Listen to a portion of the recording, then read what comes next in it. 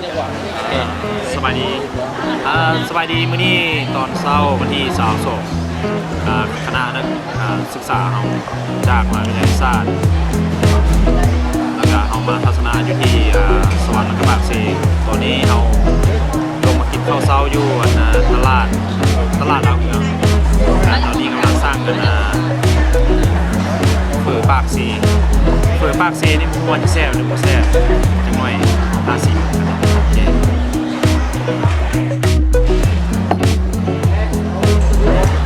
ปากซีใช่พี่น่าจะแซ่บแท้โอเคมีลูกซีนเนาะมีกุ้งแล้วมาเด้อเปิดปากเซียน